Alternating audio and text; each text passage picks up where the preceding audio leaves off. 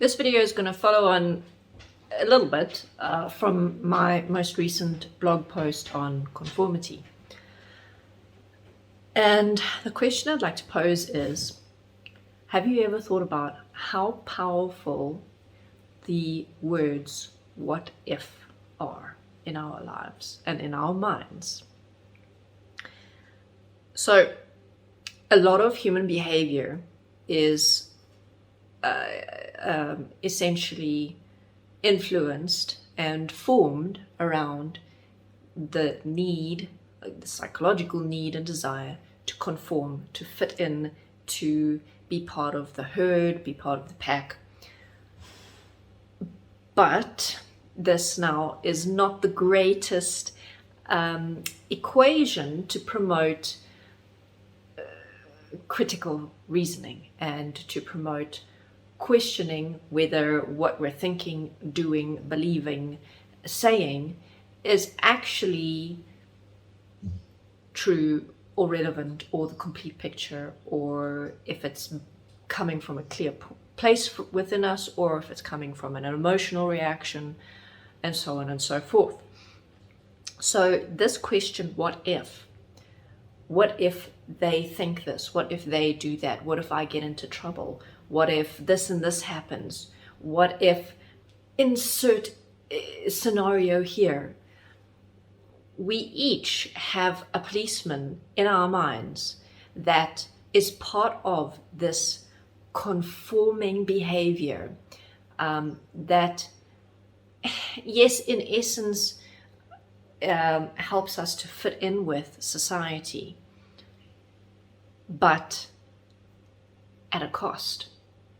And that cost is that we behave somewhat more like sheep than as independent, critical, reasoning individuals who realize that we're part of a group, but are not going to compromise ourselves or compromise the world at large and other people in order to conform with the group.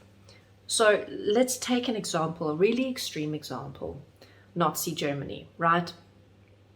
Not everyone, most people in Germany at that time did not support the regime and did not support the extreme measures that were taking place inside themselves. But only a very, very few people were brave enough to tell the policemen in their minds to F off and actually do what was right and do what they knew was best at that time at great personal risk. So, as I said, that's an extreme example, but we each have multiple scenarios in our lives where we do things against our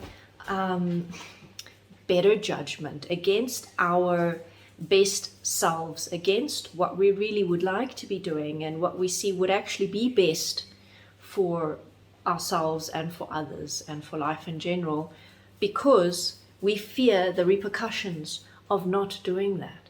We fear what might happen to us, what we might lose, how we might be punished if we were to go against the status quo. And I'm not going to say that there's an easy solution or an easy answer to this particular point, because there isn't. If we go against at least some of the societal norms, and in some cases regulations, even though they are wrong, we may still be punished for doing that, because there may be regulations around it. There may be statutory punishments enforced into those regulations. So it's not an easy situation. However, I think it is very important that each of us, at the very least, can be honest about what it is we do and don't agree with, and that each of us is able to and willing to question everything that is part of the status quo, whether that status quo is a societal one or a personal one, or one that's within our own families, or is within our relationship with a partner, or a relationship with a friend or a teacher. Just because something has been implemented in a certain way, whether it's for a long period of time or a short period of time, and just because other people validate the way that it's been implemented and do not question it, doesn't mean that it is the best way to go about things. It doesn't mean that it cannot be improved upon, and it doesn't mean that it's not abusive. Each of us has the power, at the very least, to question who we are within the world and what we are actually living.